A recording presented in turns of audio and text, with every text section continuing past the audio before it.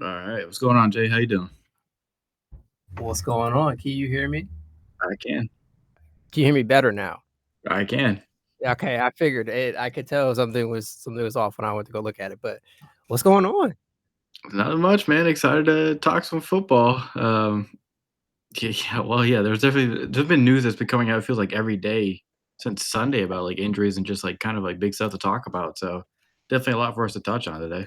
Yep, All right. Well, are you ready? of course I'm ready. Of course you are. I'm sorry. That's That's rude of that's me to that's ask. yeah, that's So real disrespectful. no, no, you're a media professional. That's on me. All right. All right. Well, welcome in everybody to the matchup report for our weekly NFL show. We will be doing everything we normally do here, previewing or reviewing our matchups from the previous week, talking about what stood out to us this last weekend, and then previewing our matchups for the next weekend. So thank you everybody for who will be tuning in or will be listening later on.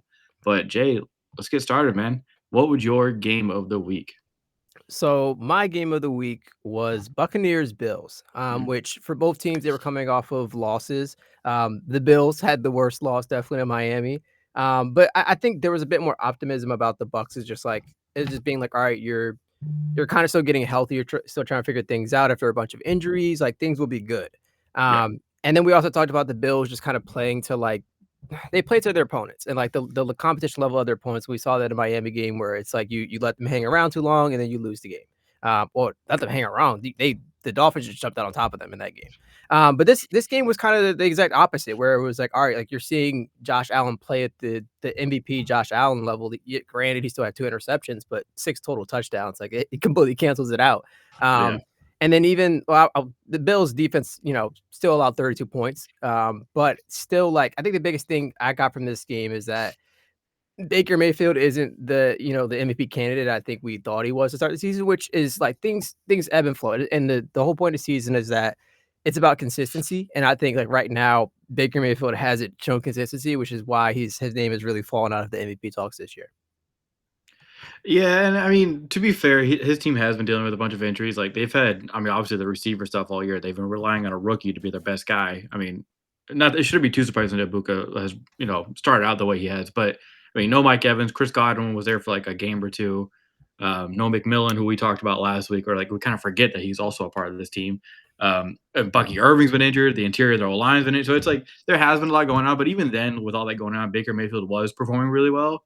But yeah, I mean, just Josh Allen in this game just kind of like was the game. Like the Bills defense did step up a little bit, but they still let up 32 points. So I mean, Josh Allen was nuts. And to me, this was like that classic Josh Allen game where you were like, you kind of got a mix of like the newer Josh Allen, like we've seen in the past couple of years, like MVP Josh Allen basically, but then also like younger Josh Allen back in the old days, like where he was like just crazy. It was like he has all this athletic talent and the arm talent where he just does stuff where like, okay, there's not like probably like one or two other people in the NFL who can do that, but at the same time, he just does things where you're like, it's one of those things where you're sitting there going, no, no, no, don't do it, don't do it, don't do it, and then he does it, and you're like, oh, well, I guess he can do that every once in a while because of who he is. So it Yeah. was kind of fun to watch, honestly. It was a wild game. I mean, dude, that one he had where he was scrambling in the pocket, kind of leaked out to the right, got back to the center, and then tossed it to Shavers in the left side of the end zone was just insane. So yeah, it was a really fun game to watch for just basically Josh Allen purposes. Yeah, and I think you bring up a good point of like the whole like this is like a vintage Josh Allen game, and I like the first thing that comes to mind is like the interceptions, which is I think Yeah. a big thing that we were like, all right, like he's cut down on it so much these past couple of years, where it's like it's it's it's honestly kind of fun to see like sometimes just to see him rip I Just play loose. yes play loose, and I think so many times like some of the well naturally like, I gotta find a way to sneak Jameis Winston into this right that's the epitome of, like, playing loose, Yeah. like, Yeah. it like, for one reason or another, and I just think about, like, that is like, you don't like, obviously, you don't wanna go that loose, like, that Jameis Winston will if he likes the matchup and you're in Well, triple coverage, the ball is going to you, it's kinda but like the thing we talk about with basketball every once in a while where it's like, you have players who are like, you want them to play unconscious, like Kevin Durant unconscious is, like, just one of the most dangerous players you'll ever see in basketball, but yeah, then you think like a Kyle Kuzma unconscious, it's like, is that what you want? Right? Like, it can have some, like, fun moments because 'cause you're just yeah, kinda, like, laughing or going like, "What the hell is happening?" But, like, there's a difference between, like, okay, who has that green light to play, like, "Look, man, just go full throttle and like whatever happens, happens because we trust you. It was just kind of felt like one of those games. And Yeah. they kind of have to because the receivers are who they are. I mean, they benched Keon Coleman this game, so that's why Shavers was even out there. And then you've got other like random players like Gabe Davis, like who not random, but it's not like he's been getting a lot of playing. He's making plays for you, and the running game can still be effective at times. But when you have the offense set up the way it is for the Bills, you kind of need Josh Allen to play this way. Yeah. And real quick on the Keon Coleman stuff, because it had came out like, what was his name? Deion Dawkins was they asked him post game about it, and he was like, "Well, like he's got a lot of growing up to do," which is okay. Look, I understand, and I'm not saying like it's something that he can't completely come back from because it like I guess it was from being late to a team meeting, or something like that, and they were just like, "All right, like it probably was like it wasn't just a one time instance because there's no way that they would just bench him because of that." Well, Potentially, but, like, yeah, I just, like I think there had to be a consistent problem where it's like, "All right, like, it's reasonable enough before we just say, like, all right, like, we're gonna potentially take out a player who, like, at the start of the season, like, that first game against not Buffalo, Baltimore, like, you were like, "All right, like, there's like, this is the Keon Coleman that I think we were kinda hoping to take that leap and, like, show the improvement from his rookie year," and then now it's like, "What's going on?" type of deal. yeah. And I think, like, once again, like, this isn't, like, the end all be all, like, he can definitely come back from this, but I just think, like, this is it's just an interesting sign that we're getting to this point already in his career. Yeah, it's sad. I was a big fan of his, like, in college and coming out of college. I really thought he could do more, but, I mean, maybe when he sees a guy like Shavers who basically took a spot, he can be like, "Look, that's what you can do for us. Like, we're not asking you to be like this high volume guy. Like, just kind of be like our Mike Evans, where it's like, even if you like, there's our games where you can be high volume, but for the most part, we just need you to be our big play guy every once in a while. Where it's like, let Josh Allen's obviously not afraid to chuck it up and say like these 50-50 balls. He just needs someone who's also willing and putting themselves in positions to get those. So I don't know. Like, hopefully, this was sort of like you're right, like a kind of like a wake up call for him. Yeah, I really hope so because I still do think he has a lot of potential, and it's not a situation where it's like you should just abandon, like, everything and just be like, "Alright, like, this isn't worth the" what was it, first round pick on him anymore. Like, that's I don't think that's realistic. Yeah. And then real quick, last thing on your game of the week. This was a big game for both teams where it's like the Bills really needed this win because I mean the AFC is only getting tougher and tougher and the Patriots are just pulling away with that division. So it's getting to the point where the unless the Bills kind of like run the table here, especially in the division, they're looking at a wild card spot and they'll be competing with teams like the Jags and like the Chiefs for wild card spots here and whoever else is in the AFC West that isn't named the Broncos. Well, okay, so it would basically just be the Chargers because it's definitely not the Raiders. Uh, but yeah, so it's like the Bills really needed this win in that contentious AFC, and then I mean, for the Bucks, man, look, it's basically coming down like I didn't think we'd be saying this, even though I've been higher up on the Panthers. Like the Panthers are making noise in that division, and to the point where like they're above 500 and making a playoff push here, and it's like the Bucks need to kind of watch out. Like they can't slip up here. When yeah, I know it's still like they should have a more of like a lead. Like they shouldn't feel like panic mode. But Yeah. if the Panthers keep winning these tougher games and sticking around, then I mean, yeah, the Bucks are they could have used a game like this. Yeah, I think especially like, and I do think like we give a lot more grace to the Bucks just because of like one, the NFC South, just the division it is. Like you typically don't have a Panthers like a Panthers team like this perform this way, where they at least Yeah, putting some type of pressure on them. And to be fair, like it isn't like a hit the panic button. Like things are like going super bad. It's just like all right, like your team needs to get healthy now. Like Bucky Irving has missed a lot of time. Mike Evans is out for the season, but like Emeka Buka kind of needs to get back to what we saw to start the season. And it's not like he's not been as good as that. It's just like teams have started to like kind of put more emphasis on him and start to yeah. figure him out a bit more. And it's very much how are you going to adjust to that? Like it's a a chess game. And I'm interested to see like what that adjustment looks like for them moving forward. Yeah, I mean, I still trust them. Like, it's not like they don't have, but I think if they can get healthier, and I trust Todd Bowles and Baker Mayfield, like guys like that, where it's like, okay, like you have the pieces, you just kind of need to get a little bit back together here, like post Thanksgiving, especially. All right, let me go into my game of the week, which was a pretty interesting one, but not for reasons I was really expecting, and that was the Seahawks and the Rams.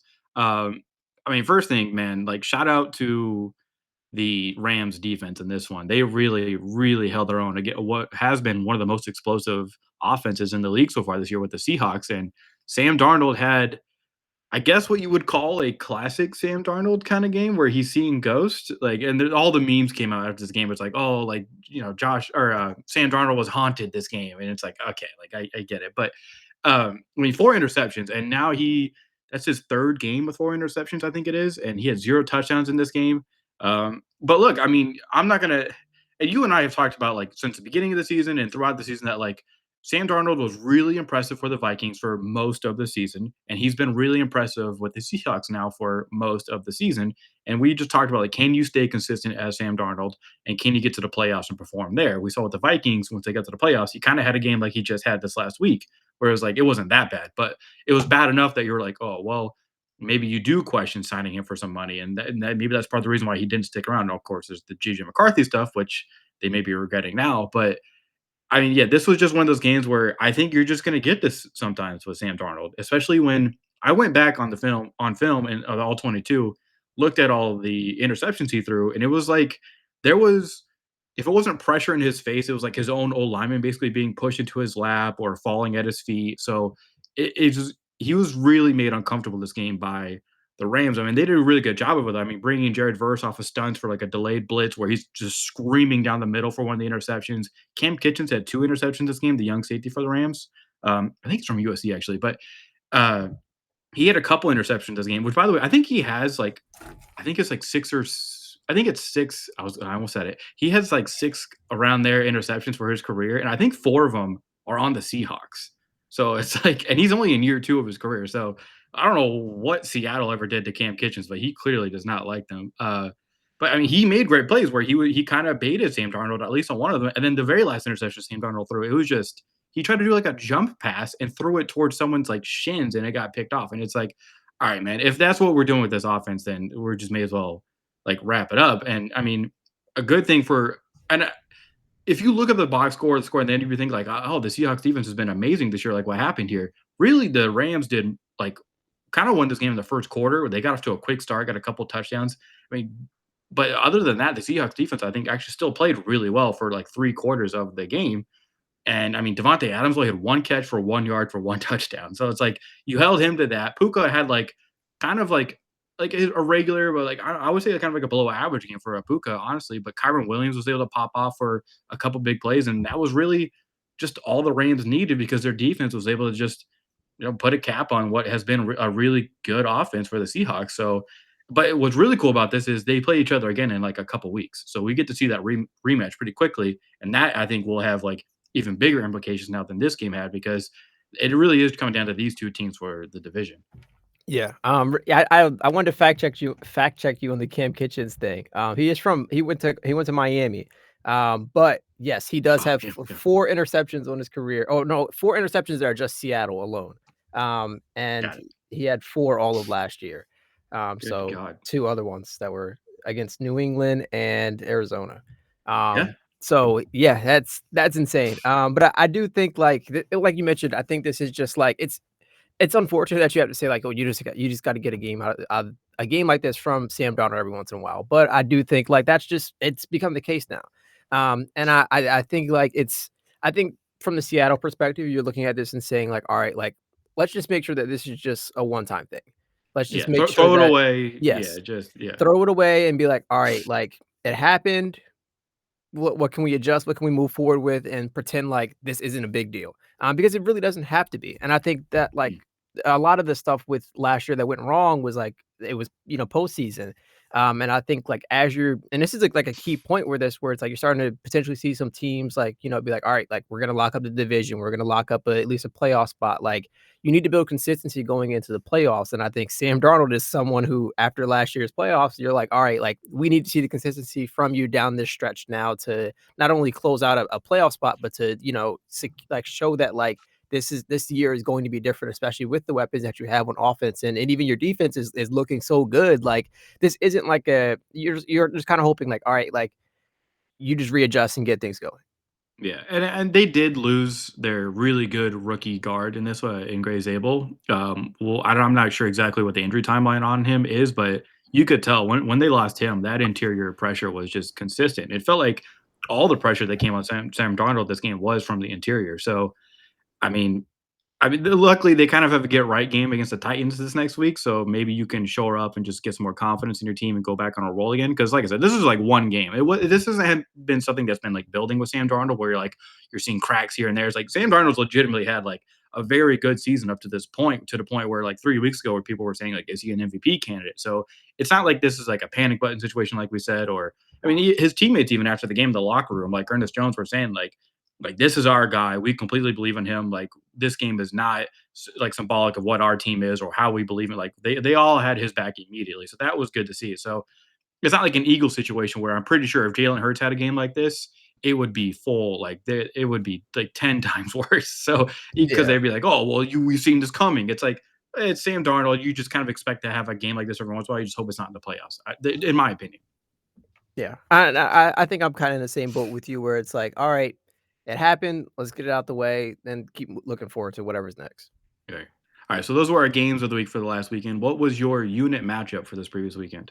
So, my unit matchup was the Ravens offense versus the Browns defense. The Ravens ended up winning this game 23-16, but Myles Garrett is a monster, and I think we knew this already, but some of the pressure and the immediate pressure to see a man that size move is genuinely scary, because, like, you can watch Myles Garrett all day, and it's like some of the stuff they throw at him, like, they're throwing the house at him, and it doesn't matter. Like, it doesn't matter who's in front of him, how esteemed you are, he's going to get pressure.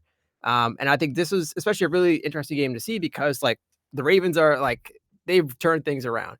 And I think, like, for most people, it was very easy to say, like, after the start and all the injuries, it was like, "All right, like, what's going on with Harbaugh? Is he your future of this organization? If we constantly keep like having these kind of meltdowns and this one is like really early in this season, like do you like just clean house and or what the situation was? You didn't know. And this is a good test of like the Browns who are like constantly trying to like just mess things up. If their organization is bad, why not mess everyone else's up? And I think this felt like it could have been a trap game for the Ravens.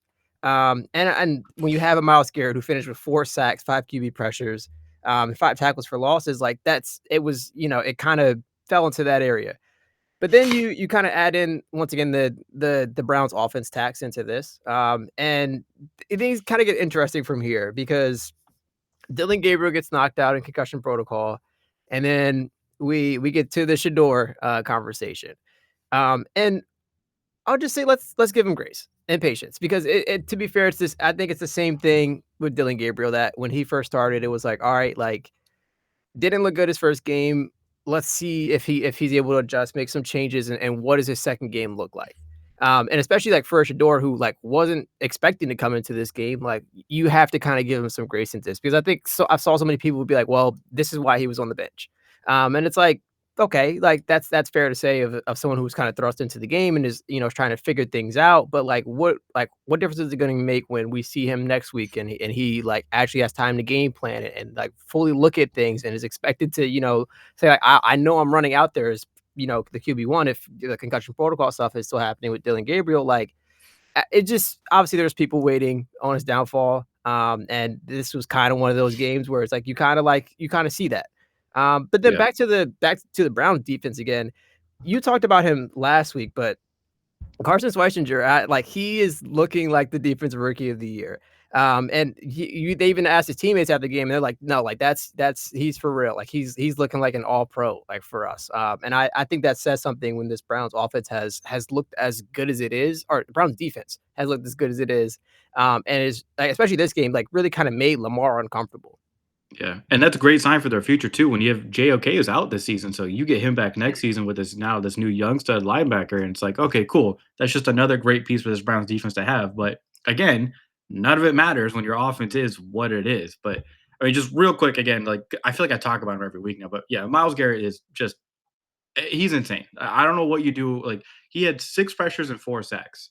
Like I like what are you supposed to do against a guy like that? It's just it's nuts, and it's the way it's the constant motor. It's his size, it's the power, the strength. It's like he really is the most complete and best like defender, and certainly the edge rusher within the NFL. It's just insane to see him do this every single week, and to have multiple games like this now throughout the season, where it's like he did this against the Ravens and the Patriots. It's just It's nuts, and again, if people start, like, "Oh, man, like, I feel bad for him," it's like, I feel bad for him as, like a competitor, like, a guy who wants to win, but at the same time, again, he was the one who kind of almost created a pathway. He did create a pathway for him to get off the Browns, literally saying, like, "I don't wanna play for them," and then came back and with them anyways when they paid him, so it's like, I feel bad for him? A little bit, but for the most part, still, it's like you had your chance to leave and you didn't take it, and this was all pretty predictable, honestly.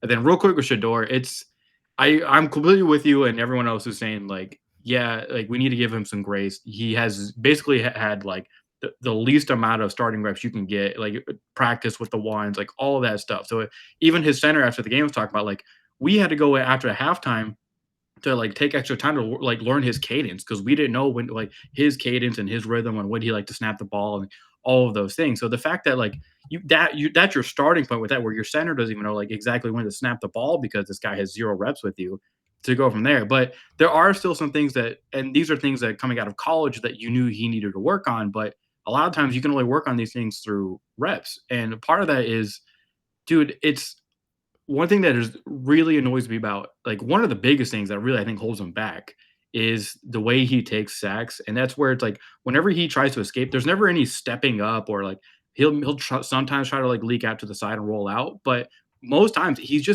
backpedaling, like he's running straight back and giving them more yards when he gets sacked. So like what would have been like a 3 or 5 yard sack turns into now a 20-yard sack.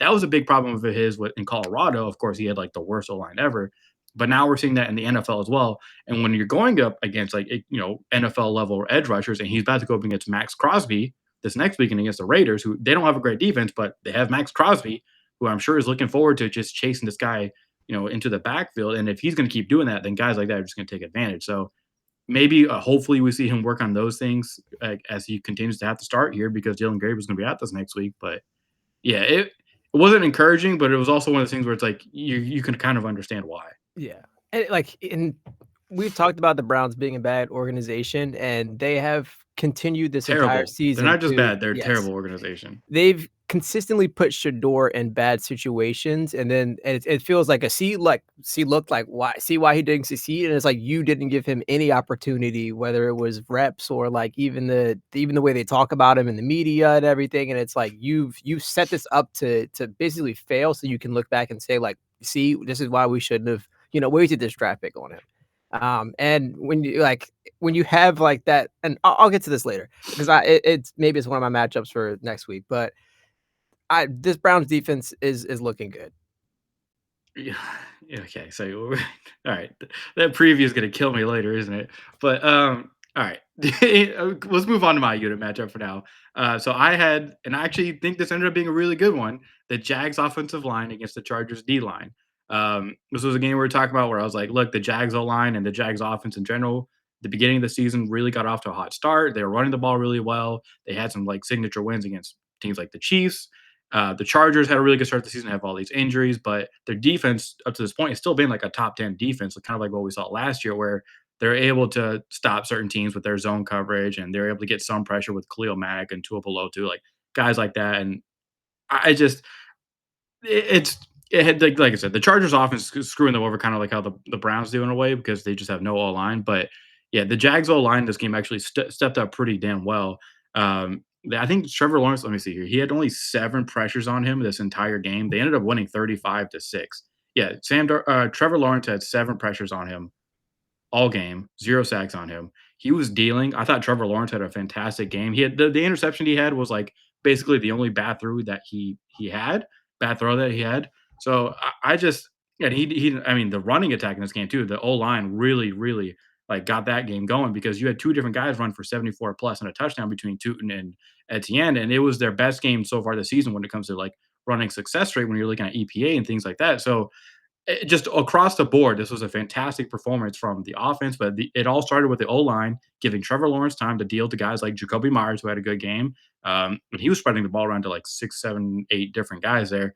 And then, yeah, the running attack gets going as well with Tootin and Etienne. The Chargers just couldn't do anything about it because I don't even really want to. Like, this was the most predictable thing that could have happened to the Chargers offense this game, where it's like you don't have these tackles and you have 2 really good, if not one at least, really good and an elite edge rusher and Josh Hines Allen go against backup tackles and also Trevor Penning, who the Saints were more than happy to get rid of from their team.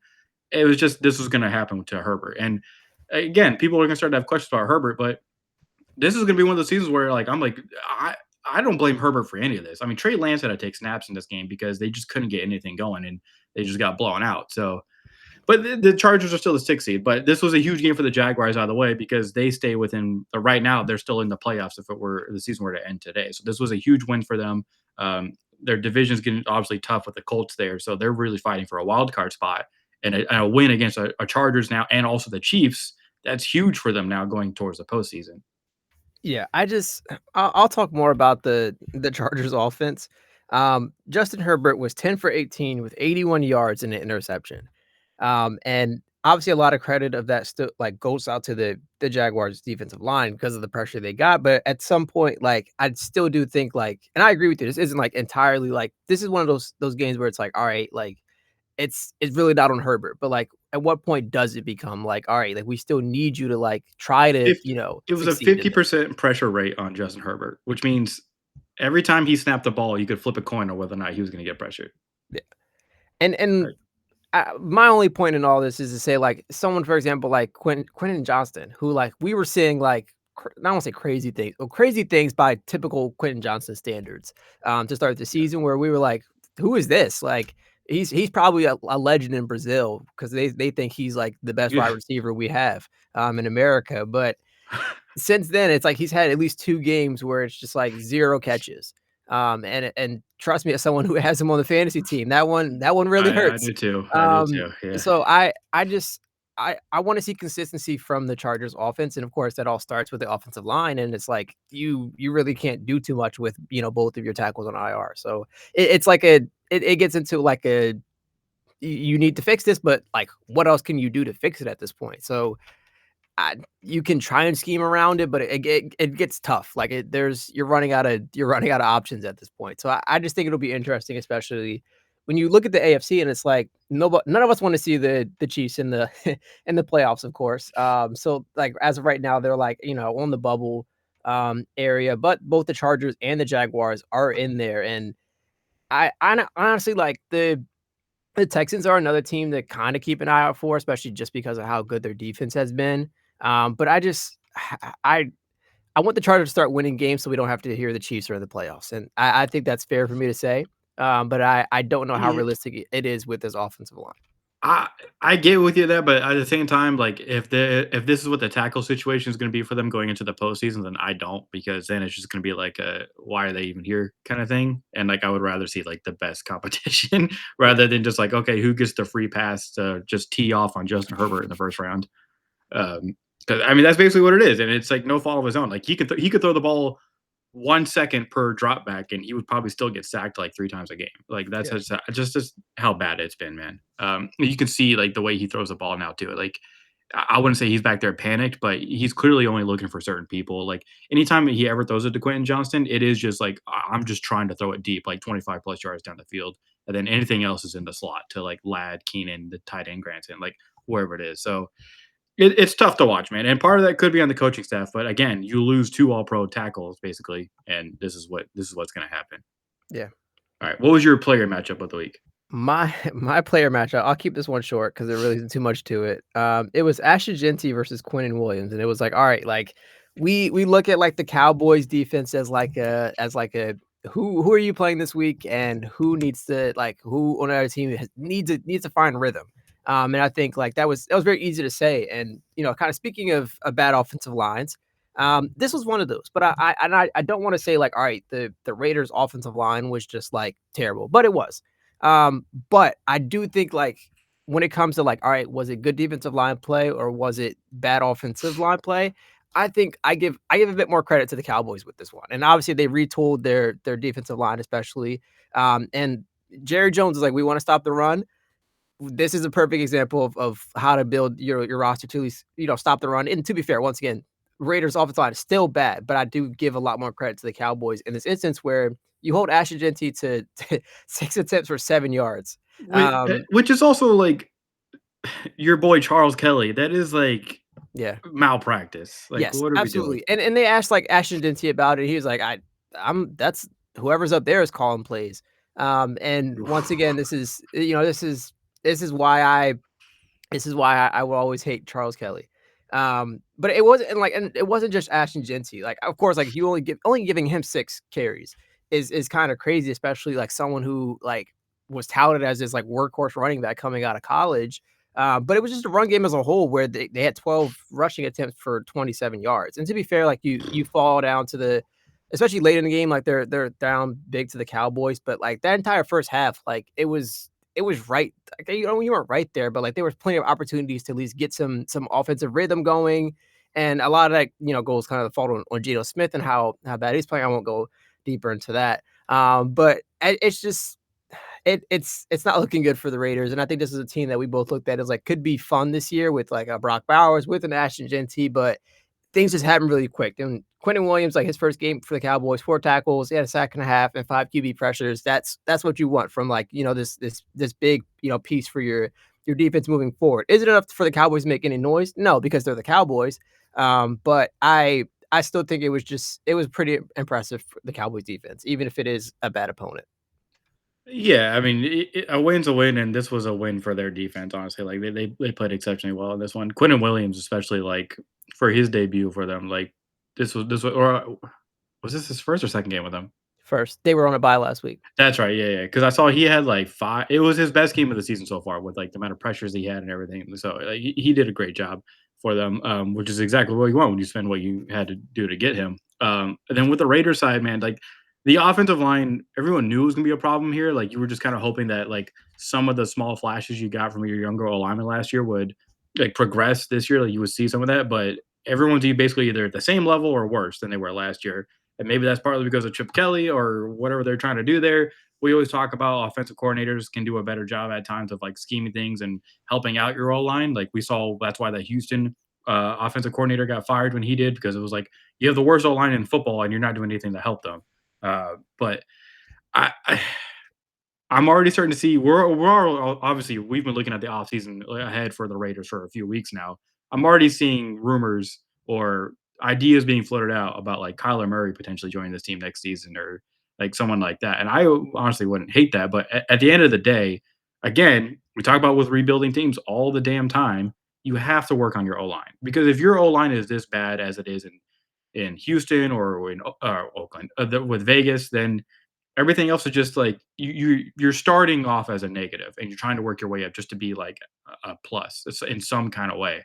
And when your offensive line is this bad, it just kind of just destroys everything. Yeah, and I think a good example of that is the Texans, where it's like everything else on their roster, I think is pretty solid. Like Yeah. you have a great receiving core, and especially with some young pieces there that you're still trying to figure out. Defense, phenomenal. The best. You have a star in the making quarterback, who is a star right now. And then the offensive line doesn't support him, so he looks like an average quarterback just because of how much they're pressuring him, how much they're letting him get hit in the pocket, and he's getting concussions and stuff. Like it adds up over time. And I think we're starting to see that with the Raiders offensive line as things continue to go. And it's like, and it's another thing as well to consider that teams like the Raiders, the Browns, the Jets, like it's a lot harder to get them to like actually like bring players in during free agency, where it's like that is where your best chance to immediately improve something like your offensive line is, where it's like nobody wants to go to Cleveland because look at them.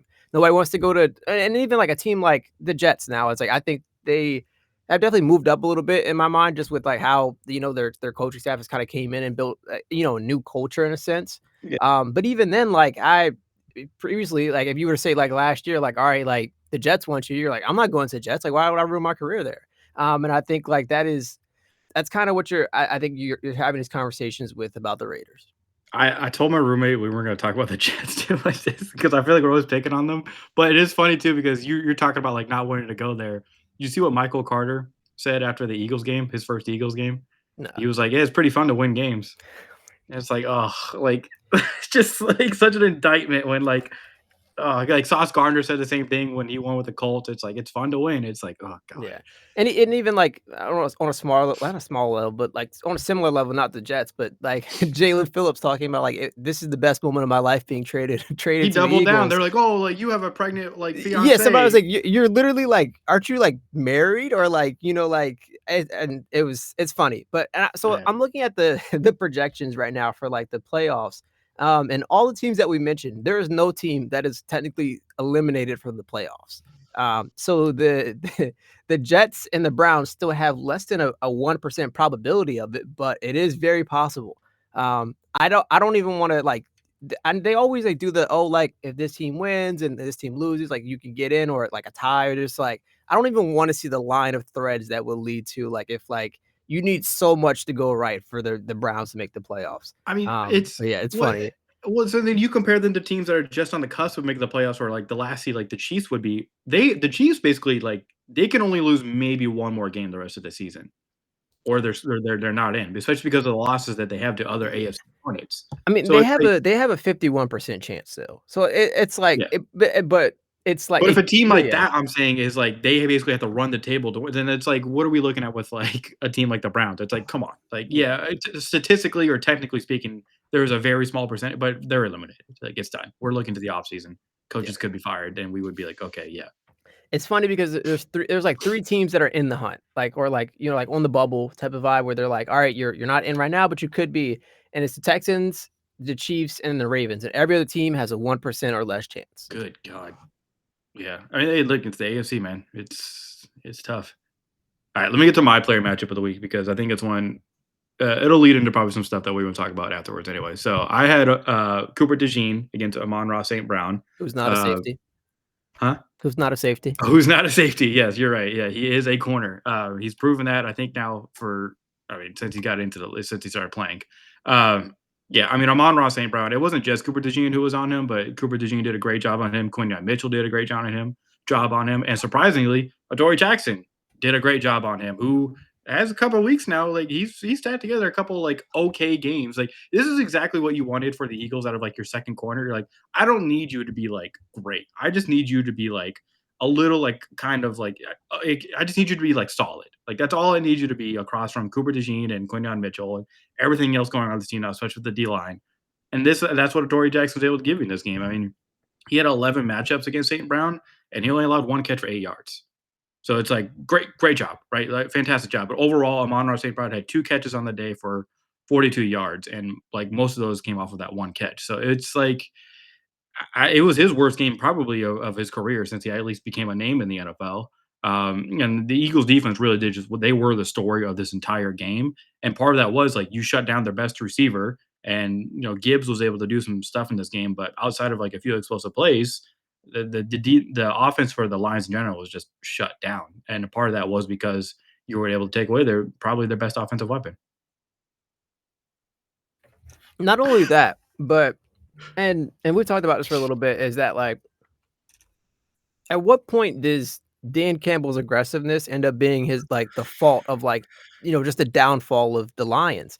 Um, Yeah, and this is one of those games where it's like and to be fair, Eagles defense was playing phenomenal. This is 2 weeks in a row where they've held, great offenses, especially this like the Lions, like you were like, all right, like you did it against the Packers who like are like inconsistent. Let's see what this looks like against the most explosive offense in the league, where it's like you have so many players, whether it's Gibbs, Jameson Williams, or Amon Ra. Like, let's see what this looks like. And I think like besides the one like Jameson Williams touchdown, where like that was the one like thing you can say like, all right, Adoree Jackson didn't do good on. And to be fair, Jameson Williams fast as hell. You get him in space yeah, like they did. There's nothing you can do about that. Like it was one of those things where it's like, and that's what's so good about like having a player like that is that people think it's just like, all right, like send him on a streak, send him on a fade, and like you'll figure stuff out. But like, and they mentioned this like one of the great things about having a player with speed like that is being able to throw him across the middle where things get chaotic. yeah. Like players will be able to run into each other, or you're giving him in space where he can take off. And that was just great play design there. But other than that, like this Eagles defense just had the Lions in hell as a whole. And I think like that obviously that all starts with the defensive line and the pressure that like we get the pass deflections from Jordan Davis with 3 of them, Jalen Carter with 2 of them. Like they were both impressive. But another play that really stood out to me, and he's like stood out this way since he got back from his injuries, Nakobe Dean. Like the Dude. not only that, like everyone's gonna talk about that sack that he had where he just completely flew through, like obliterated Montgomery on Yeah. the pickup, and then just hit Jared Goff. But also, like even before that, it was the rep he had against Jahmyr Gibbs, where Jahmyr Gibbs is coming out and like that's not a matchup you want, where it's like Gibbs is like he's coming out of the backfield and he's as fast as he is, like you're kind of stuck there, and the fact that he was able to turn, like keep up with him and just like maintain him, I was like, all right, like he's playing great. That Um, I don't think it should be undersold, like, how great of a play that was by Nakobe Dean. You're yeah, one-on-one with Jahmyr Gibbs, who basically had a head start on you, and you keep up with him, and it was so funny too, like, I was a crap high school football player. I'm not gonna sit here and say I was good, but it's so funny sometimes, like, when you see players do stuff that, like, you were coached on, it's like, "Hey, when you're in this situation, do that." And you could see when he was running with him down, like, towards the sideline, he's sitting there, and what you're supposed to do sometimes, or what you get taught to do as, like, a DB, but, like, a linebacker in this case, you wanna chop at, like, the receivers, basically, like, their thigh, where, like, kind of like it's not like you're, like, hitting them, but you kinda wanna, like, hit their like, chop down on their thigh a little bit when they're running to slow them down a little bit or keep pace with them, and you saw him, like, there was a video of him on the sideline afterwards mimicking him doing that exact motion. He's saying, like, "Yeah, I'm hitting him like this," and then, like, you see in the film too, he's keeping up with him. It was, like, it was really cool to see, like, this guy is, like, just one of the most technically, like, he's such a smart linebacker, and never in my life did I ever think that I would see an Eagles team that was deep at linebacker. Like there were years, you could check my Twitter feed, years where I was begging the Eagles to find a linebacker because it was like every single game we played, I was like, I guarantee you the middle of the field is going to be open. I guarantee it. Like I don't care how good our corners are. The middle of the field is going to be wide ass open, and every team took advantage of that. I remember like Derek Carr had like a career game against the Eagles because he was just like, oh, I'll just dump it down to the middle every freaking play. And it was like, all right, cool, great. But so yeah, it's just really cool to see like a really smart player like that next to Zach Bond, and then you have Jahad Campbell out there as well. Like the linebackers are just insanely good on this team. yeah, and I don't know even like a Nolan Smith who they've used more at edge recently. Like even then, like has the linebacker potential where you can kind of mix him around and do a bunch of different things. And that's just the versatility of the entire the entire linebacker crew of the Eagles. Where it's like, and you mentioned like previously, if you had like one good linebacker, you were like, we need to do everything to keep him. Like where's TJ Edwards? We cannot let him go. Like it was one of those type of situations. Like I remember like being so upset when TJ Edwards didn't resign a free agency, being like, well, who what are we gonna do? Like, that Yeah. was it was now we're that was the one guy we could trust. Like, now I don't know what we're gonna do now. So yeah, but it's and of course, like a lot of attention is going to go on the offense again, and just like be like, oh, like you scored more than last week, but and honestly, like it gets to a point where it's just like, all right, like they're winning games. Exactly. I hate You're saying 8 it and 2. every week, but like it is like they are winning games. They have 8 wins on the season, just 2 losses, and both of those came in close score games. They haven't been blown out. Like, oh, okay, the Giants game got away from them, but it was never a blowout. And Um, there's forever gonna be conversations about this offense of like who's to blame. And yeah, like it's like it seems like they roll a die each week. I'm like, okay, who are we gonna blame this week? And this week there's reports coming about Jalen Hurts and people being upset with him, which I was like, reading through it all and like seeing other reporters kind of dispute it, I was like, this seems like it might be bullshit. In fact, I'm pretty confident it's bullshit if I'm being honest. And like, I don't ever want to crap on another or a media member and be like, oh, like they don't know what they're talking about. Like usually, if there's smoke, there's fire. But when you have everyone else like media wise coming out against you saying like this is BS, and kind of got to look at that as well. But to me, it's like this still the culprit of all this is Patullo because we talked about coming to this game. I said that the Lions defense plays man coverage more than most teams in the league, like top 3 in the league, and they stuck to that this game. They played man coverage, and probably why they were comfortable with doing that when everyone was like, "Oh, you should probably play zone coverage against a team like this." I think the reason, well, they're confident in themselves. Dan Campbell, I mean, you go over 5 and 4th down. Obviously, you're confident in something, but at the same time, the Eagles haven't shown at all this year that they are consistently finding a way to beat man coverage with their concepts and their route concepts. It's always like it's hitch routes. and it's like, okay, we'll just out big them with AJ Brown or Dallas Goedert, whoever it is. There's never any crossers, there's never any rub routes, mesh concepts, anything like that. It's just we're gonna run some hitch routes or just try to throw a deep bomb on somebody. But the corners are prepared for that. They're jumping earlier on routes. They're expecting these things. And if a DB can predict what route you're gonna run, or like what your round concepts are, what you don't like to do, it just makes it 10 times easier for them, which is why Rock Ya-Sin, shout out Temple, is able to have a career game against AJ Brown and frustrate him to the point where it looks like AJ Brown, I think he did, throttle down on a deep route. So it's just like when things like that are happening, it so clearly comes down to like this is Patullo, this is the offensive coordinator, and it was so perfect that they showed that graph during the game. Where it's like all the offensive coordinators that Jalen Hurts has had, where the only one he's had for multiple years since being a pro was Shane Steichen, and besides that, he gets you for 1 year and then you're gone. So he's creating NFL head coaches, but none of these great good offensive coordinators stick with him. It's like either you get a Patullo or a Johnson who are so terrible, you're like, okay, who's our next guy? Or you get a guy who's so good that he gets another job somewhere else. So it's just like at some point, it would be nice to see the Eagles get a competent offensive coordinator who actually sticks with the team. But Yeah. I don't want to leave Nick Sirianni out of this blame because a lot of this is on him as well. It's times where he says he's involved with the offense and things like that. So, hey, man, you were supposed to be the original play caller on this team and had to give up duty to Shane Steichen, who now looks like a better offensive coach than you with the Colts. So I don't want to leave him out of the blame either because he's been kind of annoying me as well with, especially because it's like, oh, we're all about discipline and doing things the right way. But then you have all these false starts that have been happening and other technical stuff that's been going wrong for your team this season. So again, maybe this is something they clean up like they did last year where they were kind of winning games and then you get into the playoffs and you take off. But I'm not as confident as team as I was last year at this point. Honestly, I I understand where you're at with this. I think things will end up clicking because that's just how they do. And I think that's like just the way I just trust Jalen Hurts is all I'm saying. And I think a lot Mhm. of the time, like, and it's clearly a Kevin Patullo thing. And I'll start there with just saying like they show like like Next Gen Stats will release the I think it's Next Gen that will do the like the route trees that they run throughout the Yeah. game.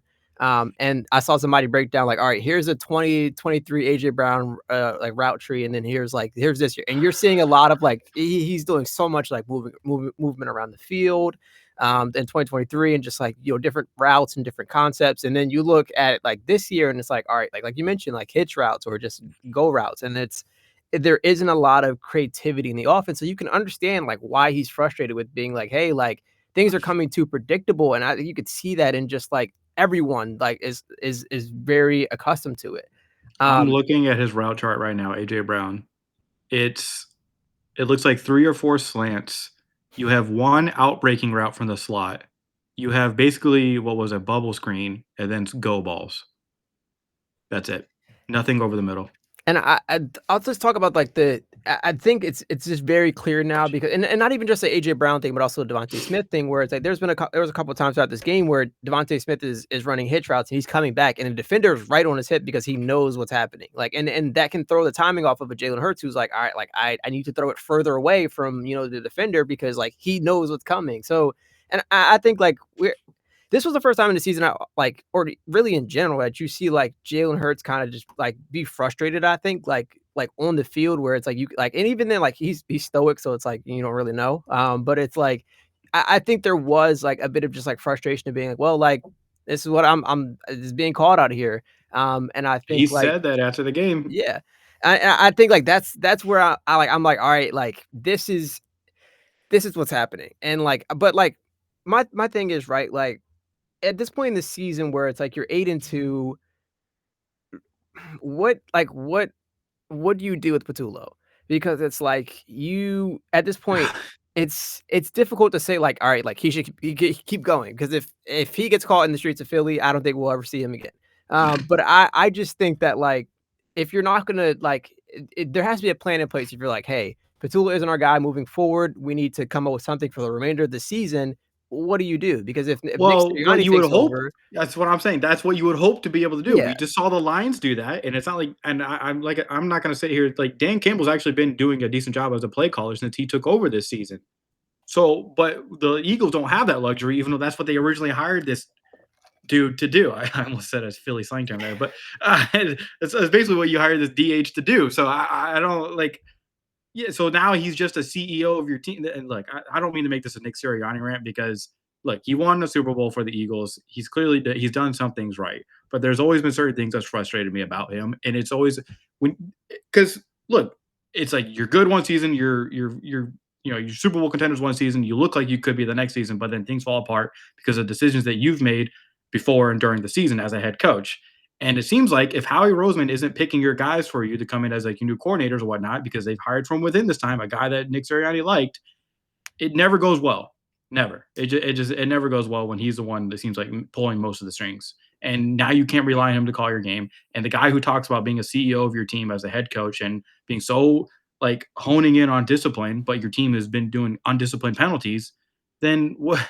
I just it pisses me off. But it's not to say that this can't be fixed by the playoffs, and we need to move on from the Eagles. But Yeah. not to say that stuff like this can't be fixed going forward. It's just it's not going to be like it's gonna have to be like minuscule changes. There's nothing drastic you're gonna be able to do. Yeah. My last thing I'll add about this game in general was just and this is something that I hate about games in general is that like people will base the entire game off of one penalty and be like that makes up the entire thing. And this it happens to be the case in just like, this Oh yeah, poorly officiated sense of just how the past couple years have been. But so many people were like, "Oh my god, the Lions were robbed because of that PI call." To end the game. And it was like, all right, like I think it was a PI? No. Did AJ Brown do a good job selling it? Yes. it was a terrible call. that's what you're supposed to do as a receiver is like, especially in a crucial down like that, go out and milk the hell out of it. And be like, I couldn't, break my run. It even looked like it could have been offensive pass interference the way he kind of pushed off. But either way, to sum up a game where the Lions shot themselves in the foot multiple times, going for it on fourth down instead of taking easy points. And yes, that's the Dan Campbell style, but there's going to be risk and reward. And I think this ended up being the you're not getting reward type of game for them. Um, there was a lot penalty wise that went against the Eagles as well that you could say like if that doesn't happen, then the Eagles have a more comfortable win in this scenario. And I think especially like the neutral zone infraction that wasn't Yeah, called. It was instead a false start where it's like he's tapping his hand to be like, "Hey, like he's offsides, like in the neutral zone," and the ref calls it on him, and it's like, all right, yeah. like if the Eagles like if that PI isn't called and hypothetically the Lions go down and finally get their offense working and score and then or maybe even they get there and like Dan Campbell's like, all right, we want to win the game. We're down like we if we get a 2-point conversion, we win the game against an Eagles defense that's been phenomenal all game. Like there's just so many hypotheticals in this that I think like people tend to like base the entire game off of that. Well, what if this happened? And it's just What if? very unrealistic. And I think like it's not just I'm not just saying this as an Eagles fan. I'm saying it's just like as a general NFL fan, it's like all right, like man, that sucks. But whatever, it's the game. It could go against you. It could go against you one week and it benefits you the next week. At some point, it'll come back around. James Bradbury, like that. That's all I got to say there. Like we saw what happened. It sometimes it happens to your franchise. Sometimes it happens against your franchise, and you I just mean, you live with it. yeah. Unless you're a Saints fan, you forever hate the Rams. I was about to say, All right. So let's move on. Let's move on to things that stood out to us yeah, this week. Or I guess we should talk about some news at first. Actually, Michael Penix out for the season.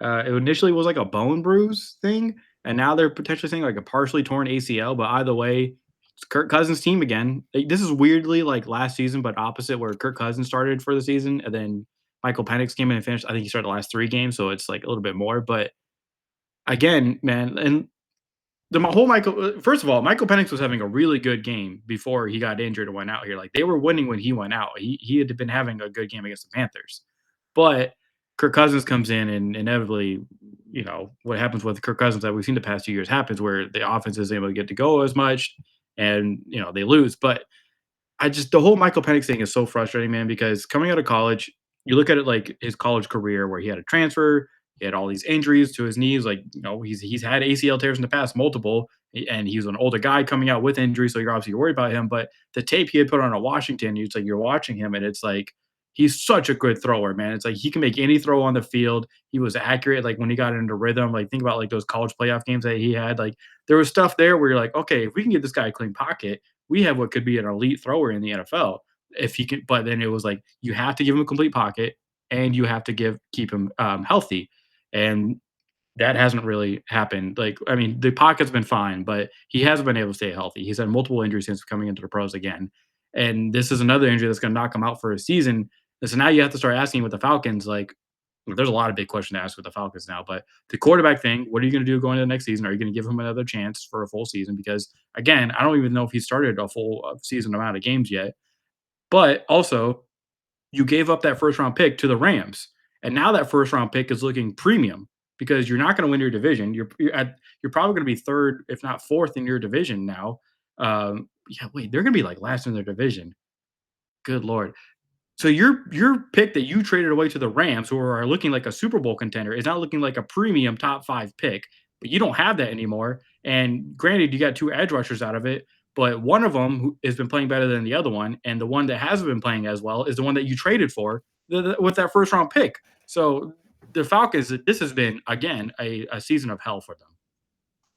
Yeah, I just I really like Michael Penix, and I don't think like this should be in a an abandon it type of situation where it's like you just give up and move on because this was a first round pick that you spent on an early first round pick at that, which was caused a lot of confusion when this happened.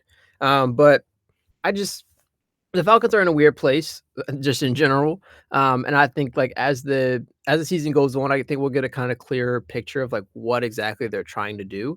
And that's just difficult to entirely figure out right now. And that's why I say like give more time to really see what this Falcons team is and like what like who needs to stay on this roster, what who needs to stay in the coaching staff and kind of just reset like what the Falcons are going to be moving forward. You're muted. I'm disappointed. I am Unprofessional. disappointed. Whatever. I owed you one. I'm like you're ahead of me by 3 still, but okay. Keeping count? No, I was just guessing, but yeah, I was just all I was basically saying was stuff that Falcons fans probably don't want to hear anyways, which is like it's sad to be an Atlanta Falcons fan. Um, yeah. All right. What else did you notice from Yeah, last so week? this was another one that I kind of brought up as like my fun matchup that I randomly throw in at the end of things. Oh And yeah, this yeah, yeah. was JJ squared, which was JJ McCarthy versus Justin Jefferson. Yes, the That team. ended up being a very good matchup to watch. Yes, and it was kind of a joke to be like, "Oh, like, they've been like they're on different pages and just like, obviously Justin Jefferson is the best receiver or one of the best receivers in the NFL when things are really going, and you're still trying to hoping to establish consistency with JJ McCarthy, and it's like, all right, like this is a game where things can get going." And it was not a game where things got going, and they continue to remain on different pages. JJ McCarthy was 16 for 36 with 150 yards and 2 interceptions. And Justin Jefferson had 5 catches for 61 yards on 9 targets. And there was just a lot of general frustration from Justin Jefferson. And I think you can clearly see things are just not in a good place. And it was a combination of JJ McCarthy forcing throws, but also just missing things. And I think like it's it's just difficult to be like, all right, like and the Vikings have kind of put themselves in this like in a corner with this whole quarterback situation. And I think so many people for a while were saying Sam Darnold would have been so much easier to keep, or even if you wanted to maintain Daniel Jones. But once again, you just don't know. And they put a lot of cards in JJ McCarthy, and I still do think like they shouldn't abandon it, but you just really have to hit the drawing board and say like, what do we do to kind of get this offense going? And this is a moment where it's like you're the quarterback whisperer. Like let's you're the offense guy. Like let's see you figure this out. Yeah, I think I'm already out on JJ. I wasn't too confident on him coming out of college. So to me, this is like, yeah, what did you expect? Honestly, like this is what a lot of people were worried about with him coming out of Michigan, man. It was kind of like lack of experience, mechanics, and was some of this maybe more just like overrated because of the Michigan run that they had when they won the championship. And now we're here where it's like you're not able to find the what should be the best receiver in football. Like that's where we're at with this, and you're consistently turning the ball over, and things just look sloppy. You look panicked. It's I don't know, man. I don't have much confidence, but like to me, what this is this last Vikings offseason should be studied because it's such a like sliding door moment where it's like You had the option to keep Sam Darnold and Daniel Jones. You let both of them go.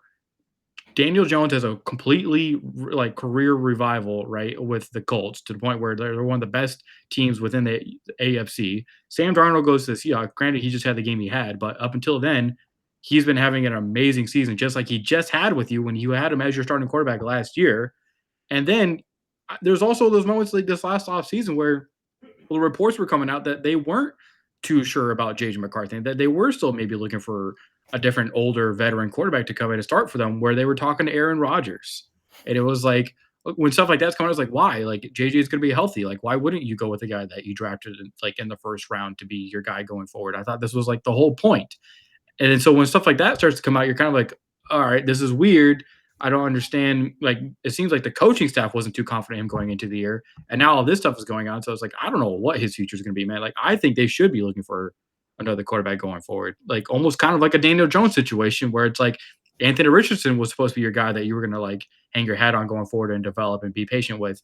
But then you bring in a Daniel Jones and he takes over. So maybe the Vikings should, do the same thing. Even though it's funny that they were the one on the bad end of that. But Yeah. yeah, it's such a weird offseason for the Vikings, man. And it's culminated in Justin Jefferson being pissed off, a head coach who's talked about how he's lost his like joy when it comes to coaching in football, which is insane. And it's just, I don't know, man.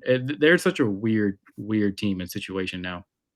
Yeah, I'm kind of with you that I'm out on JJ McCarthy, but once again, when you spend a draft pick as high as you did on him, like I think from a standard from a foundational point of at least like kind of being like we need to give him more time. Like it's only fair that like you kind of see what he has through the remainder of the season, which is why I'm saying like it's kind of immediate to like see results from him to say like hey like we need to see something that says like you are a future quarterback for the foreseeable future and moving forward and being like all right like you need to prove that you're a staple of this offense and this is this is your time to do it.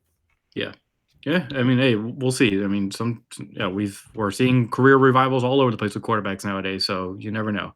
All right, one other thing I want to talk about with you, or there's a couple more things kind of, but dude, Jacoby Brissett broke a record, most completions in an NFL game with 47.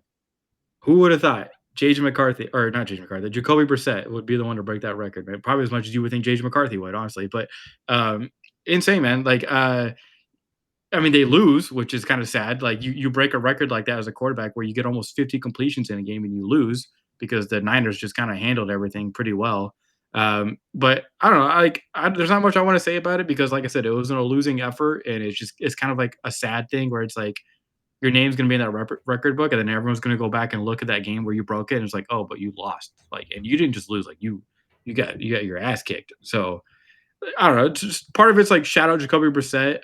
It's interesting that they're talking about him being like their starter going forward and Kyler Murray being kicked out, but clearly it seems like there's other issues they need to take care of when your quarterback can complete that many passes and you still lose like that, and your offense looks like that. Granted, you're without like Marvin Harrison Jr. and things like that because he had an appendectomy, I think it was, which yikes. I know how that much that sucks, but I don't know, man. The Cardinals. I think Jonathan Gannon's time, like that seat's getting hot, man. And to what degree though? Because and like I agree with you to some sense, but I don't think like I think the Kyler Murray stuff has been the biggest thing. But like there's two sides of this where it's like all It's right, also like, the defense hasn't been as yes. good as you would want it to be. And that's what I was going to like say is that right. There's two sides of this where it's like all right, like the Kyler Murray experience has just been a disappointment with from all the COD gaming stuff last year Yeah. to like now the injuries and they're just like all right like just put him on IR like we'll go whatever. I just The it's Cardinals committed a franchise worst 17 penalties. 17 penalties. That's coaching. And you're supposed to be the defense guy, and your defense is getting torn apart by a depleted team. Granted, yeah. Christian McCaffrey is looking really good, but still. Yeah. I was trying to spend this and play the good cop. I can't do it anymore. You've lost me. 17 penalties? Come on, man. Like that's coaching. Like I don't know where else you go with that, man. Yeah. Oh, by the way, just real quick, because I want to read the full, like, I pulled it up. Like, everything that Jacoby Brissett did in this game that was historical in a sense. He connected on 47 of 57 passes, which is 82.5%, for 452 yards. He had 2 touchdowns and 2 interceptions. Basically a 97 passer rating. First player in NFL history with 80+% completion percentage on 50+ pass attempts in a game. He also recorded the highest completion percentage ever by a player with 450 plus passing yards in a game. So he had like a game, and it still looked like this because of the penalties on the defense. So I just, it's kind of, part of it, maybe this is just like an in memoriam kind of thing where it's like cool record, sucks that that's how the game went. Yeah. All right. You have anything else you want to talk about that stood out to you? My final thing is, and I think we talked about it a lot with the Chiefs. 5-5 now in the season, and out of the playoff picture as things stand. Yeah. And I just this is obviously like this is it's very obvious to say that this is the weakest Chiefs team that we've seen the past couple years. But I think it's Yeah. also a credit to the Broncos, who have like looked really great this year, and it just happened to be a game where they really showed up, and we saw like, all right, like you're essentially your backs are kind of against the wall, where it's like, all right, like this Chiefs team was hot for a little bit. They're gaining momentum. Like this is your chance to like kind of like really push them back down and be like, no, like we're this team right here that like we're going to be a lot better. And this is going to be our season. And I think this was a kind of a statement game to be like, yes, like this isn't like a fluke type of thing. We are that good. And I just was really impressed with the Broncos. Yeah, right there with you, and I'll be talking about the Chiefs more in a second. Raekwon McMillan, the slot corner, had such an awesome game. Like my favorite kind of DBs are the DBs that play like that. The sack he had on Mahomes, I think it was on third down. By the way, it was a pretty huge play where he did like a Brian Dawkins type of tackle where he jumped up in the air because he thought Mahomes was about to throw it. Mahomes like clutches basically, and so while he's up like this, he just comes down and like like still in the air, like hits him and like drives him down to the ground, like brings him down to the ground with him as he's landing. Such an awesome, like to me, that is like one of the coolest plays you can do as like a DB, like that Brian Dawkins type of just like I'm jumping on you and we're going down, like you're dead. It was so cool to see. Like the Broncos clearly came to play and to send a message with this game. And with the Sean Payton team, you should expect them to be like extra hyped up for a game like this. And I mean, also shout out Sean Payton for getting decked on the sideline and getting upset Yeah. with the ref. It's like he wasn't standing where it's supposed to be. But like, yeah, the Broncos, man, that defense it's good enough. Like it's so good. Good enough is like sounds like I'm underselling the defense, but what I'm trying to say is like this Broncos defense is so good. It makes the Broncos contenders as long as the offense can just do enough, which they have been, especially in the fourth quarters. Man, this was another tight fourth quarter game. The Broncos won, and on the opposite side, the Chiefs, who were I think they said they were 12-0 in one possession games last season. They're 0-5 in one possession games this season. So it was all those things that were rolling their way in previous years, not going well for them this year. And now you're starting to see rumblings about the future of the team, like changes they may have to make going forward. But we'll see how the season ends for them. Before we move on, because I am going to be bringing up the Chiefs here in a second again, I did have to shout out Bryce Young. He had a career game, was at 448 yards, which is a new franchise record. He broke Cam Newton's franchise record for passing yards in a game. It was a comeback win for them against the Falcons where Bryce Young was dealing, dude. I don't know what else to say about it. Like this was one of those games where, like, as a Panthers organization, you should be like, all right, yeah, I think this might be our guy going forward, like for real. Like I think there's still been like a who knows, like maybe this guy's just a placeholder. He could be okay for now, but I truly think Bryce Young is playing his way into a contract extension and being the franchise guy for the Panthers. T Mac is looking like the guy they hoped he would be drafted. He had another couple touchdowns in this game. He's really starting to like. He wasn't bad to start the season as a rookie, but he's top 5 in the league right now in passing and reception yards. So, like again, we're seeing a rookie do this, and it's like it's Bryce Young's dealing to him, Leggett, Jimmy Horn, like the tight ends, the running backs are doing well. Like Rico Dowdle has been like amazing. The coaches like done a great job. The O line looks good. Like the turnaround that this Panthers organization has had since they hired Canales, and the fact that he had a bench Bryce Young first last year, and then he comes back and starts playing well, and then now he's playing well again this year as we get closer, and they're above 500 and pushing for the playoffs. It's really cool to see, man. Like like the Panthers are like a fun. They're like what I thought in a different sense, like the Raiders could be this year, where I was like, they're a team I'm going to want to tune in and watch every week.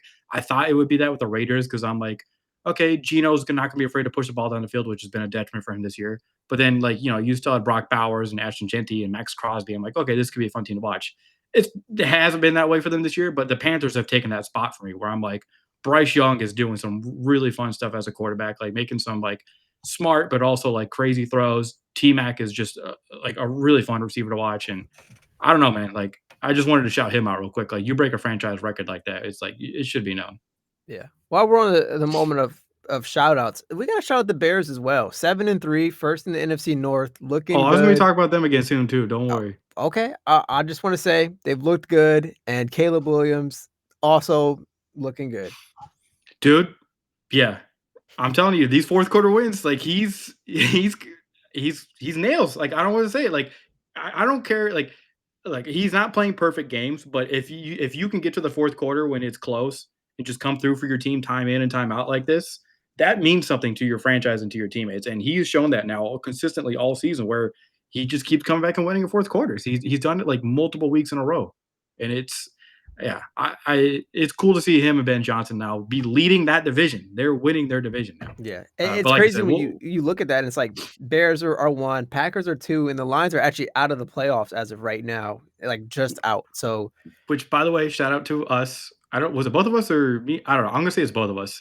Picked the Bears to be a team that overperformed this year in people's eyes. And hey, look, we're of course there's still plenty of time of the season, but really good winning record, and they're winning their division at this point, which is why we have an alliance with them as Eagles fans. All right. Let's move on to our matchups for the next week. You always want me to go first, so I will. I thought this one was kind of a layup, so it's not a sicko pick. Don't worry. But I have Colts against the Chiefs. Uh, Obviously, a huge game for both teams. The Colts are fighting for that number one seed in their conference. Between it's like them, I think the Patriots and the Broncos are all kind of like vying for that top spot within their conference. And the Chiefs are just trying to stay alive. Like if they lose this game, I'm pretty sure they have to win every other game the rest of the season just to stay in the playoffs. So big game for the Chiefs. This is one of those moments where it's like if the Chiefs lose this and they go into December with what could be like a losing record, then we're in territory we've never seen before with this team. So big game for them. Spagnuolo is going to have to find some way to stop the Colts, and Jonathan Taylor and all these guys coming off of a rested, right? They're coming back off of a bye week after an international game, so they're going to be rested, ready to go for this. The Chiefs, now is the time to lock it in and win again. So that really like there wasn't like any big like. Usually I try to come up with like more context for these games, but this one was really for me was like I two like you have an up and coming team in the AFC going against the dynasty team, right, for the past decade that's been killing everybody. What are we going to see? And that's just kind of why I'm like honing in on this game. yeah. I did have that one written down, so this is why we do this, because like, what if I went first and you had to get a new one, right? Like, or just we doubled down, and I was like, no, we gotta have originality, we gotta have separate ones. Mhm. So my backup was the Buccaneers versus Rams, and yes, I chose the Bucks twice, Chiefs are toast. but the Bucks are like I said, like this is you kind of need to see results from them. And I think this is the point where it's like, all right, like what can we kind of see from the Bucks where they need a win, and especially against a Rams team that like really kind of has things going right now, where it's like they're right with the Eagles competing for that number one seed. Like what stops the Rams, and like at what point do the Buccaneers just really just get things going? Yeah. And yeah, like I said, they're in need for a win. Rams are closer to clinching, and the health of the Bucks. Like you need to get healthy right now. Like you need a Bucky Irving back. You need some of your defense to kind of get consistency. Like there's just a lot that we need to see from this Bucks team, and I think what a better team to try and prove it against. Yeah. No, that was another game I was looking at as well. So I'm glad we both kind of went a little different there, but clearly we were on the same page like, for most of it. But I mean, it's a week where there actually are some interesting games. The next game I'm going to talk about for my unit matchup, I considered for my game of the week, but I had to change it because of injury, basically. But yeah, yeah, the Rams are they're really I think they've only gotten better as the season has gone along, even with some injuries. But they get Puka back and they still look so good. I mean, you just had this win against the Seahawks. If they continue to build on these wins, I mean, the Eagles are really going to be really happy that they got that win earlier in the season against them, because that spot for the number one seed is going to be contentious. Yeah. All right. Do you want to hear my unit matchup of the week? No, I don't. Let's just wrap it up All here. right, No, well, okay, go ahead. all right, okay. Rude. So I got the Bears offense against the Steelers defense. Like I said, I considered making this one, a game of the week until Aaron Rodgers got hurt, and I think they said it's like his left wrist, so I don't know.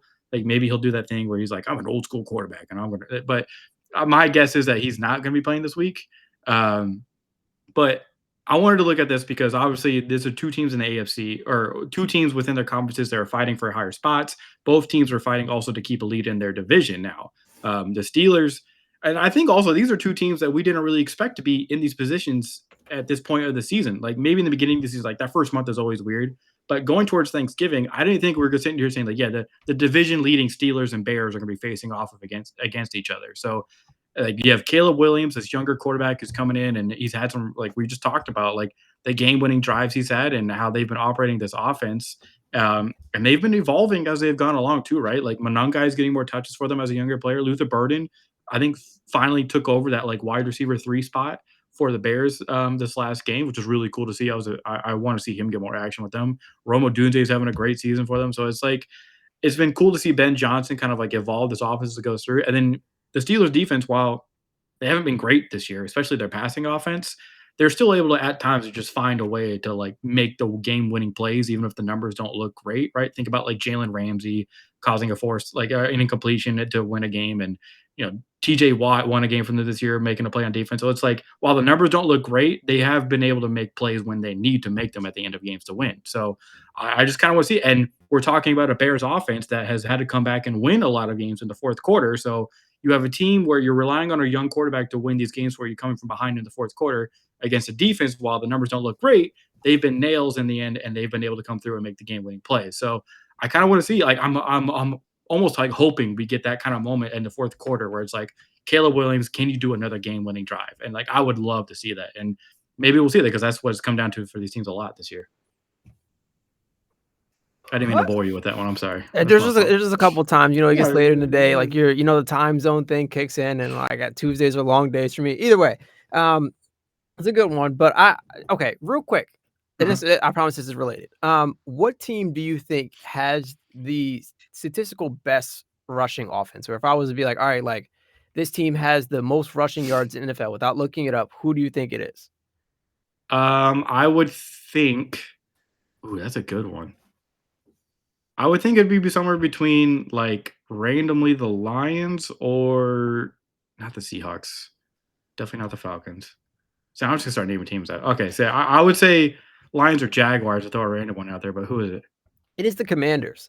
The Commanders have the most rushing yards, and I promise you, I had to look at it multiple times to make sure I wasn't going What? crazy, because I was like, really, like the Commanders, like I was like, I can't even tell you who their top rusher is. It's Is it? by committee, so it's like Yeah. 1 week you don't know. So, but okay.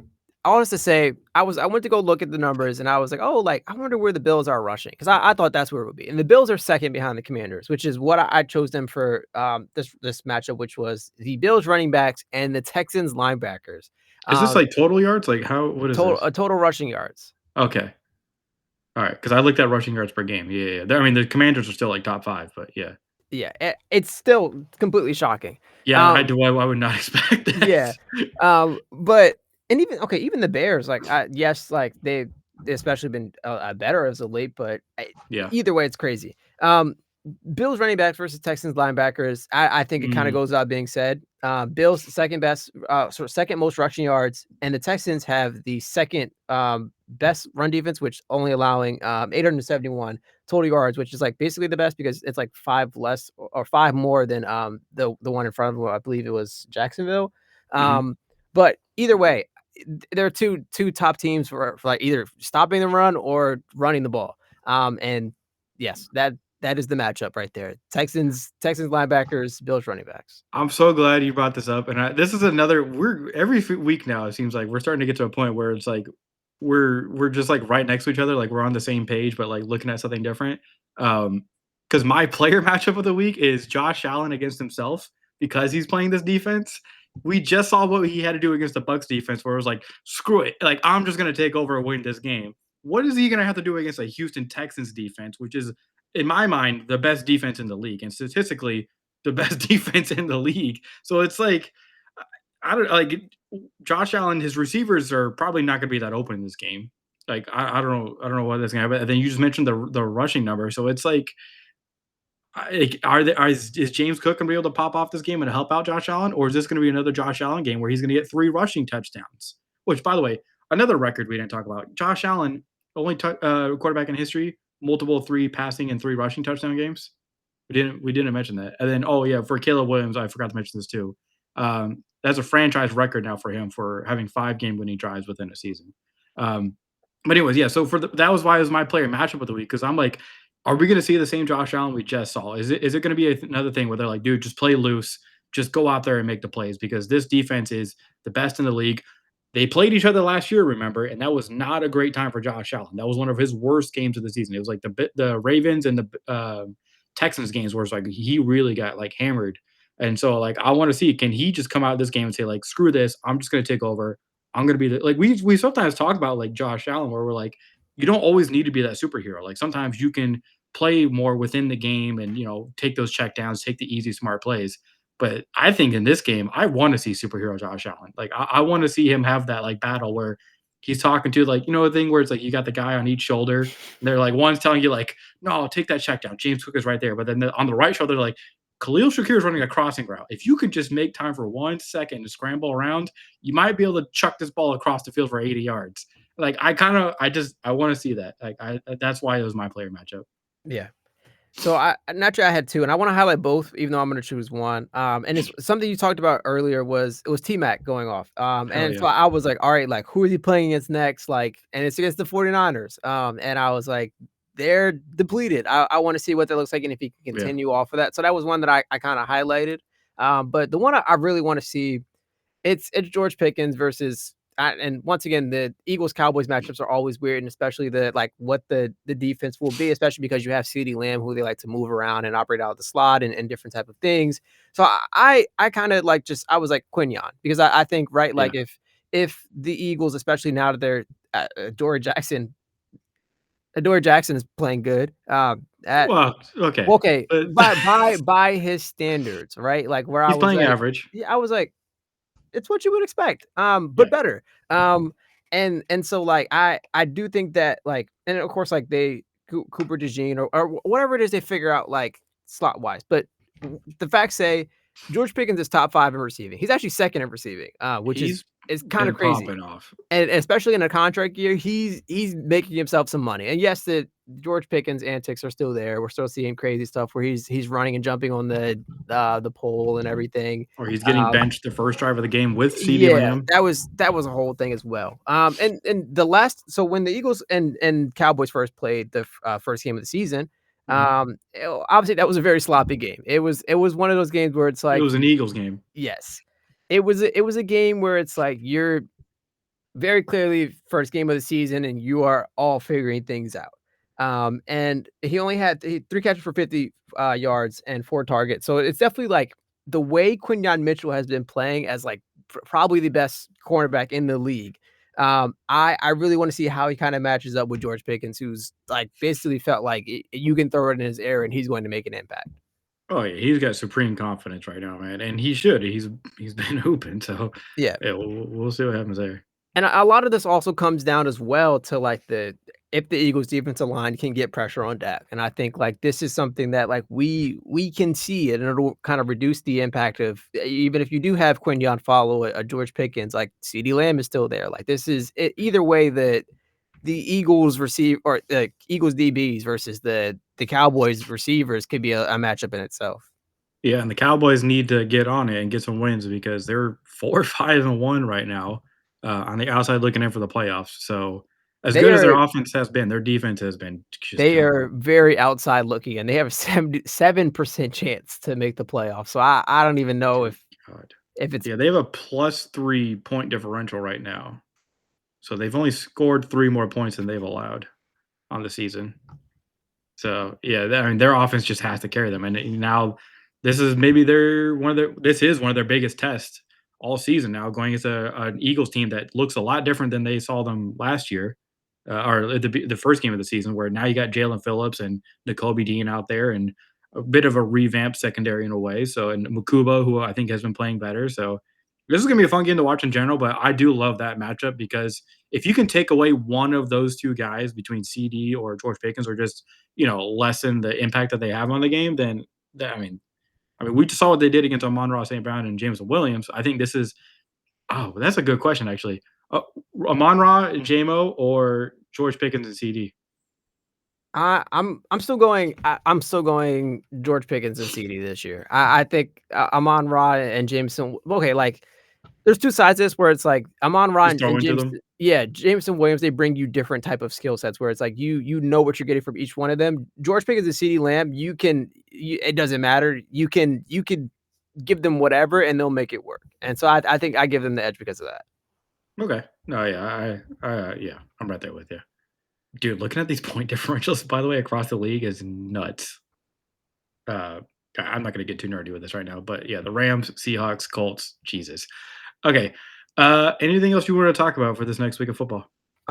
Just one final thing. Like my fun matchup. I just wanted to highlight that we talked about Shador earlier. It is Shador versus Kevin Stefanski and the Browns organization.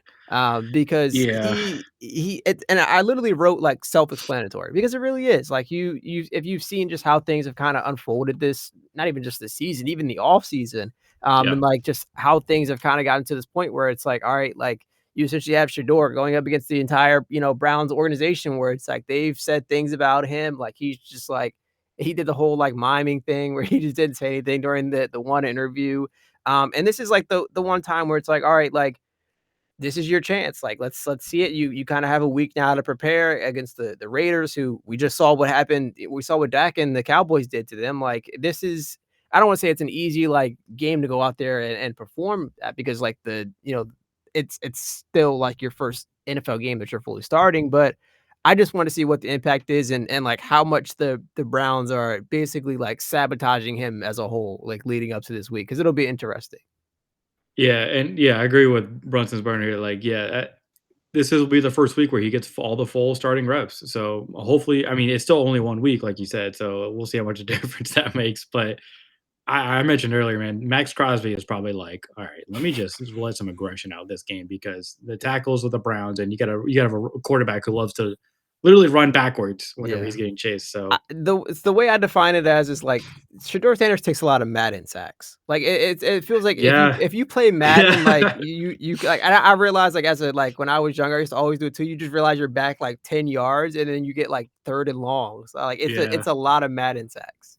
Yeah, except it's not Dan Campbell calling plays where they're gonna go for it on fourth every single Yeah, time. there's no It was punting in Stefanski Madden. who's like, "My team sucks, so Yeah. we're just gonna like the punter."